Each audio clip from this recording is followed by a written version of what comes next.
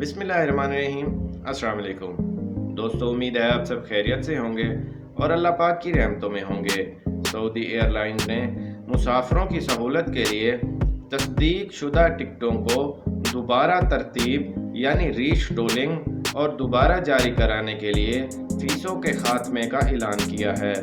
गैर मुल्की media reports के मुताबिक सऊदी अरब ने 27 अप्रैल 2021 से 31 मई 2021 और 27 अप्रैल से 31 दिसंबर 2021 तक जारी करदा टिकटों की बहाली और दोबारा अजरा के लिए फ़ीसों को ख़त्म कर दिया है।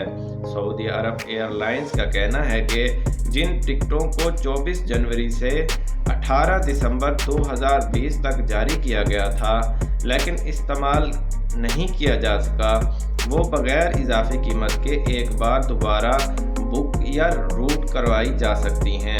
ताहम रूट्स की तब्दीली की सूरत में इजाफी किराया अदा करना होगा। टिकटों पर डिस्काउंट 31 दिसंबर 2021 तक बुकिंग के लिए भी दस्तयाब होगा।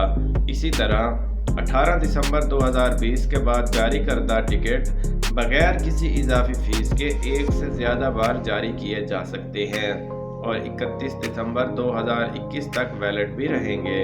यहाँ तक कि अगर मज़कूरा बाला सूरत में रास्ता तब्दील किया गया है तो किराया का फ़र्क अदा करना पड़ेगा और इन टिकटों की रकम भी वापस अदा कर दी जाएगी जो इस्तेमाल नहीं किए गए हैं।